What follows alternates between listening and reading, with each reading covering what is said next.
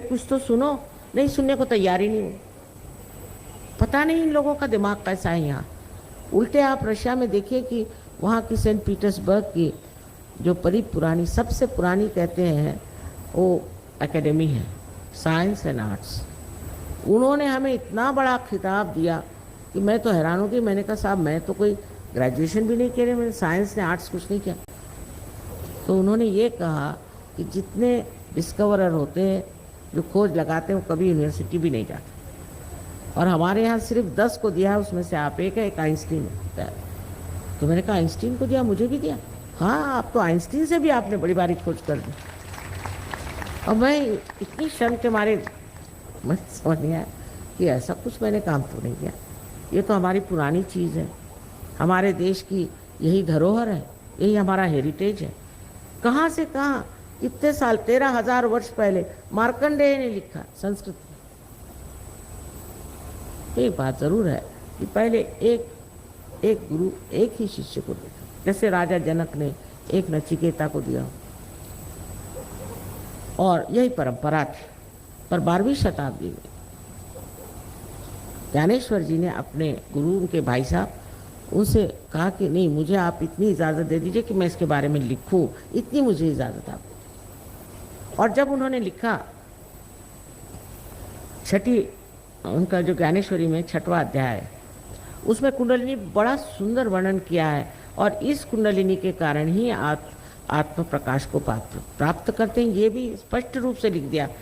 तो उस वक्त जो धर्म मार्तंड थे, उन्होंने कहा ये सब बकवास है, ये निषिद्ध, कोई पढ़ो ही नहीं, इसको जानो ही नहीं, और काट दिया। आजकल भी ऐसे बैठे हुए, कोई धर्म मार्तंड है तो कोई और तरह तरह के लोग जो कि अपने को बहुत अक्लमंद समझते हैं, और वो एकदम काट देने की वजह से वो लोभशाही हो गया।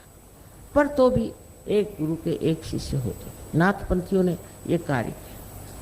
अपने यहाँ 3 तरह के कार्य हुए, उसमें एक वेदों के कार्य हुआ, और उससे वेदांत, और एक भक्ति का कार्य हुआ।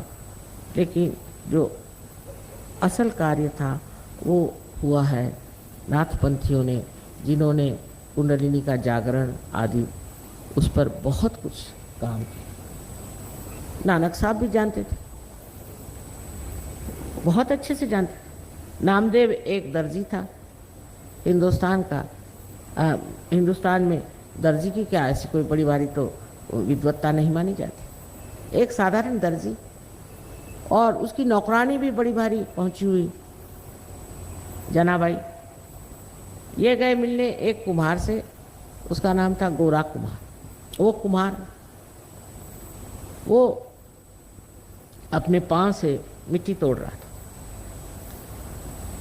उसको देख करके नामदेव एकदम हठात खड़े। शानदार लोग, शानदार लोग। और उन्होंने क्या कहा, मराठी में कहा, निर्गुणाचा भेटी आलो सगुणाचा।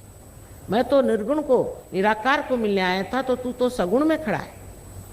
ऐसी बात कौन कह सकता है? कौन ऐसी बड़ी बात दूसरे के लिए कह सकता है? हिंदुस्तानी अगर एक दूसरों को मिले तो गाली न दे तो ही शुभ समझिए, लेकिन एक संत दूसरे संत को देख के क्या कहता है? क्या कहता है कि तू तो साकार में निराकार खड़ा हुआ। फिर वो गए पंजाब। पंजाब में नानक साहब ने पहचान लिया, तो बहुत बड़ी हस्ती थी। उन्होंने उनको कहा कि ठीक है, आप पंजाबी सीखिए और पंजाबी में लिखिए, और इतनी बड़ी किताब लिखी है उन्होंने पंजाबी में, और गुरु ग्रंथ साहब में भी उनके बहुत से ये है। अब ये पहचान, ये समझ, ये सिर्फ संतों को ही आ सकती। ये आँख और ये सूक्ष्म दृष्टि, ये सिर्फ संतों का आ सकती। सहज के बाद इतना परिवर्तन इंसान में हो जाता है। लेकिन मैं बहुत सी बातें इसलिए नहीं कहूँगी, आधे लोग उठ के चले जाएंगे। माने कि शराब छूट जाती बिल्कुल पूरी तरह से। सबों ने कहा कि शराब मत पी। मोहम्मद साहब के ज़माने में उन्होंने कहा शराब मत पियो, लेकिन सिगरेट तब नहीं थी। तो नानक साहब आए उनकी जगह, उन्होंने कहा भाई सिगरेट भी मत पियो।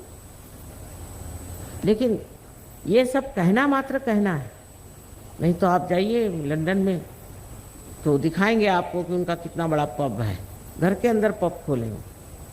ऐसे तो अंग्रेज भी नहीं करते, वो भी कहीं अलमारियों में रखते हैं, पर ये तो सामने ही जाइए तो पब पब।